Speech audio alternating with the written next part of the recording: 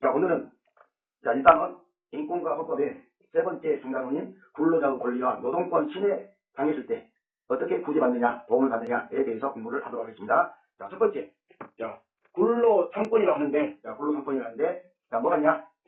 근로자의 단결권, 단체 교섭권, 단체 행동권, 이 세 가지를 뭐라고 한다? 자, 노동상권이라고 하겠습니다.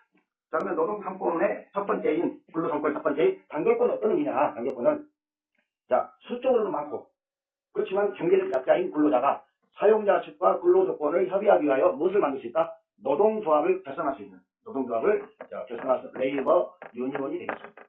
자, 노동조합을 결성할 수 있는 권리를 단결권이라고 합니다. 이런 혹시 영화를 보시는 거지만 우리나라에 자, 카트라고 하는 영화가 있습니다. 이 카트라고 하는 영화를 보면 이 어떤 마트의 패션, 성분이라든지 여러 가지 관리하는 여러 부류에 총수하시는 분이라든지 여러 가지 이 노동자들이 있는데 그 노동자들이 사용자 측에 부당해고랄지 이런 것을 하기 위해서 여러 이 같은 노동자들이 깨우치면서 우리에게는 단결권이 있구나 그러면서 노동조합을 결성하기 위한 그런 과정을 다루는 우리나라 영화가 카트라고 하는 영화가 있습니다. 여러분들 한번 보기 바랍니다.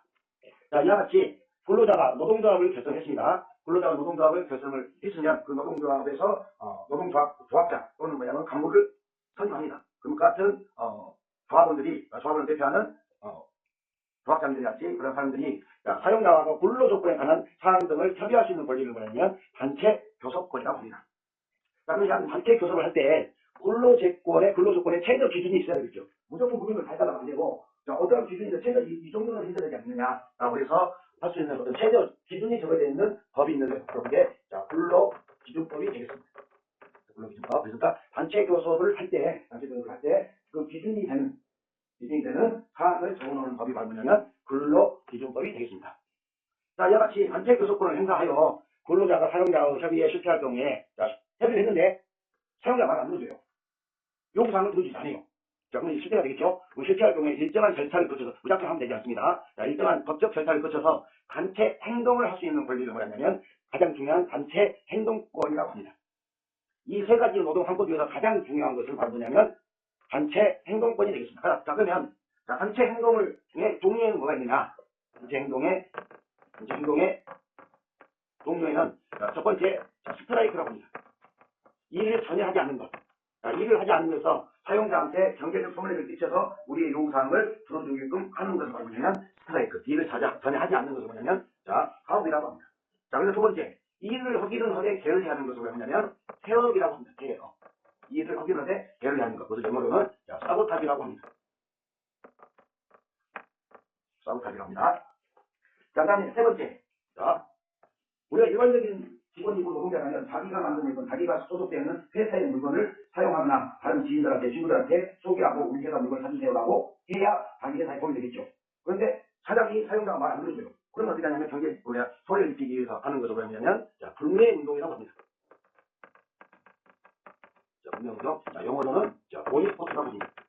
보이콧. 그 다음에 1인 시위를 합니다. 1인 시위. 티켓을 들고 우리의 요구사항을 줘달라. 이렇게 할 수 있는 것들이 바로 뭐냐면 단체 행동인데 단체 행동에 뭐가 있다고요? 파업인 스트라이크, 폐업인 사보타지, 그 다음에 자기 회사 물건을 사지 않도록 하는 보이콧, 불매운동, 그 다음에 티켓을 들고 하는 것을 우리가 이해할 수 있겠습니다. 자, 이 네 가지는 누가 취할 수 있는 단체 행동이냐면 근로자가 취할 수 있는 방법입니다. 근데 이것에 비해서 또 사용자가 취할 수 있는 단체 행동이 있어요. 이쪽은 누가 취할 수 있는 것이라고요? 노동자가 취할 수 있는 단체 행동이고요. 사용자가 취할 수 있는 것은 직장 폐쇄가 되겠습니다. 직장 폐쇄. 회사를 닫아버린다. 그럼 회사가 닫혀졌으니까 노동자들은 그 회사에 출근할 수가 없겠죠. 이렇게 되겠습니다. 자, 노동권을 침해받은 사람은 고용노동부장법 부서가 있습니다. 자, 노동위원회, 법원 등을 통해서 노동권을 보장받을 수가 있습니다. 자, 근로자는 사람 수는 많아요. 자, 근로자는 사용자에 비해서 경제적 약자의 위치에 있단 말입니다. 그래서 인권이 침해되는 경우가 있다. 이를 방지하고자 우리나라 헌법에서, 우리 헌법에서는 모든 국민의 무슨 권리를 보장하고 있다? 근로의 권리를 보장하고 있습니다. 자, 국가가 근로자들의 생활 안정을 위해서 임금의 최저 수준을 정하고 사용자에게 그 수준 이상의 임금을 지급하도록 법으로 강제하는 제도를 뭐라냐면 최저임금 제도라고 하겠습니다. 그래서 여러분들 혹시 알바를 하고 싶거나 알바를 할 때 가장 중요한 것이 뭐냐면 임금이에요. 경제적 현금, 임금이라고 하는데 2025년 현재 1시간급 최저임금이 만 30원인 것 같습니다. 이러한 것을 최저임금이라 한다. 자, 그래서 계속 우리가 근로자가 많이 나오는데, 자, 근로자란 뭐냐? 자, 임금을 목적으로. 자기가 노동력을 제공하고, 자, 웨이지라고 합니다. 임금을 임금을 목적으로 사업이나 사업장에서 근로를 노동을 제공하는 사람을 근로자라고 하는데, 이 근로자를 다른 말로 노동자라고도 부릅니다. 우리 헌법은 근로조건의 기준을 뭘로 정하고 하고 있다? 법률로 정하고 있는데, 바로 이 법률이 무슨 법이다? 자, 근로기준법이라고 생각을 해주면 되겠습니다. 자, 노동권이 침해된 근로자는 고용노동부에 무엇을 제출할 수 있다? 진정서를 제출하여 구제받을 수가 있습니다.